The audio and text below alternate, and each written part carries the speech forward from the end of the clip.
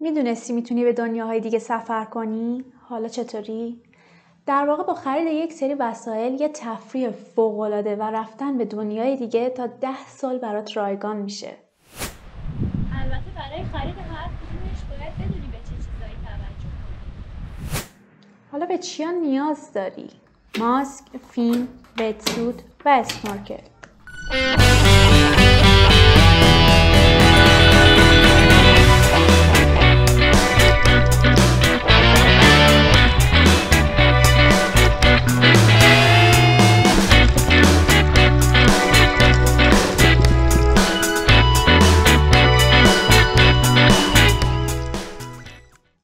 آخر ویدیو بهتون میگم چجوری و با چه وسایل همچین ویدیوهایی بگیرید. آیتم اول، ماسک غواصی. ماسک غواصی باید یه سری ویژگی‌ها داشته باشه، مثلا شیشه گرمادیده داشته باشه، سیلیکونی باشه و یه سری چیزای دیگه که خب همه برندهای معروف این چیزها رو رعایت میکنن. نکته مهم اینه که اندازه‌تون باشه ماسک. حالا از کجا بفهمیم؟ یک، اینکه وقتی ماسک رو میذارید توی صورتتون، این سیلیکون دورش باید کاملا روی صورتتون باشه، یعنی روی موهاتون نباشه یا نیاد روی لبتون، کامل روی پوستتون باشه. و دومی و مهمترینش اینه که موقعی که میخواید ماسکتون رو بگیرید باید ماسکتون رو بدون بند بذارید روی صورتتون، با بینی یه دونه نفس بگیرید و هر چقدر هم سرتون رو تکون بدید ماسک نباید بیفته. اینجوری.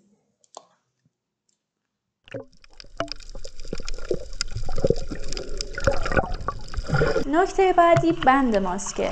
اکثر ماسک‌ها بند سیلیکونی دارن ولی ماسک من یه بند پارچه‌ای داره که باعث میشه توی مو گیر نکنه و اذیت نباشه. این مدل بندا رو هم میتونید جدا بخرید. حالا موقع استفاده ماسک بعضی وقتا بخار میگیره که خب چند تا راه حل داره.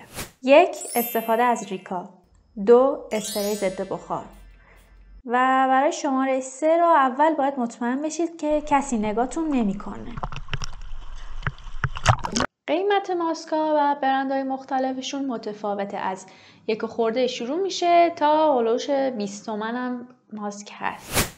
ماسک من برند اوشنیکه که قیمتش الان حدود 4200 و این مدل ماسک برند آکوالانک هم قیمت تقریبیش الان حدود 10 تومنه.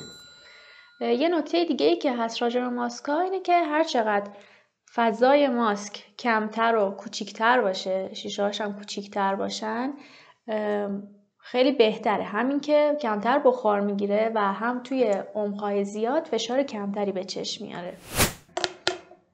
شماره 2، همون لوله درازی که باهاش نفس میکشیم.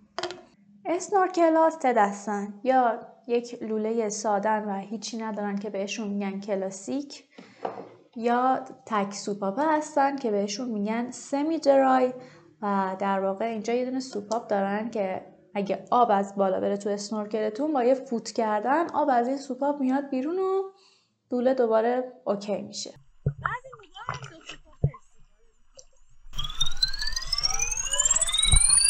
و یا 2 سوپاپه هستن که در واقع همین اسنورکلای تک سوپاپ هست ولی بالاش یه در داره که نمیذاره آب بیاد داخلش و پیشنهاد من بهتون همین مدلای تک سوپاپه هست. اسنورکلتون رو یه بار میتونید اینجوری به ماسکتون وصل کنید و دیگه به هم دیگه وصل میشن راحتی.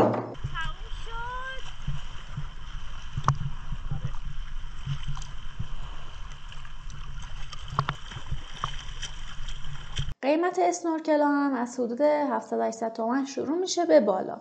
اسنورکل من برند اسکوبا پرو تک سوپاپه هست که الان قیمت تقریبی حدود 1,700 شده و این یکی هم اسنورکل تک سوپاپه مرسه که قیمت الانش شده 3 تومن. حالا اینا هیچ چیز خاصی هم ندارن، الان این دوتا با هم دیگه هیچ فرقی ندارن، فقط به خاطر این برند مرسی که روش هست انقدر گرون تره و من چیز خاصی نیست بخواید گرونش رو بخرید. آیتم بعدی فین غواصی. چیه؟ ای فینم دست توه؟ چرا بیا پیداش کردم. تمام این فینای اسکوبا هستن که ما باهاش بچه فری دایو میکنیم. اسکوبا همونه که به اشتباه بهش میگن غواصی با سیلندر.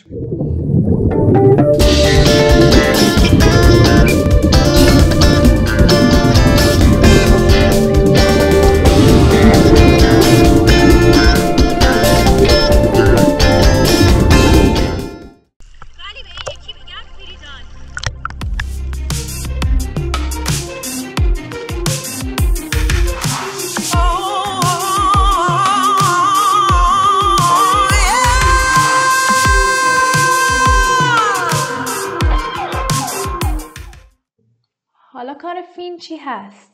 اینکه با فیلم بریم غواصی یا بدون فیلم بریم غواصی چه فرقی داره؟ مثلا سرعتتون خیلی زیادتر میشه، راحت میتونید روی آب بمونید، شناوریتون در واقع میره بالا و حتی میتونید مثل یک پری دریایی بشید. چیه؟ معلومه که پری دریایی هم انتخابشون برای فرش ایرانیه. حالا تفاوت فینای ما با هم دیگه چیه؟ توی پوشیدنشونه.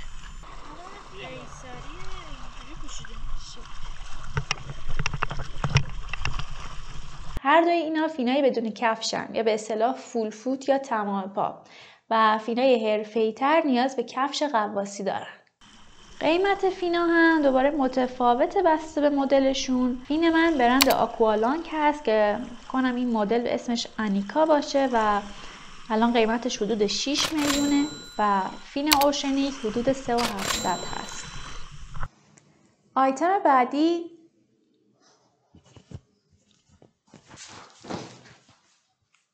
وتسوت. وتسوت ها انواع مختلفی دارن که بیشتر بر اساس ضخامتشون دسته بندی میشن. اینی که من دارم سمیله که اگه کلا هم یه دونه وتسوت میخواید بگیرید و بیشتر توی ایران میخواید استفاده کنید، همین سمیل بهترین انتخابه. البته این یکی ها وتسوت نیست. چرا؟ چون گرمه. و از خوبیای تابستون جنوب اومدن اینه که نیاز به وتسوت نداری. چرا؟ چون پوشیدنش عذابه، جهنمه، یک عذاب الهیه، خیلی سخته.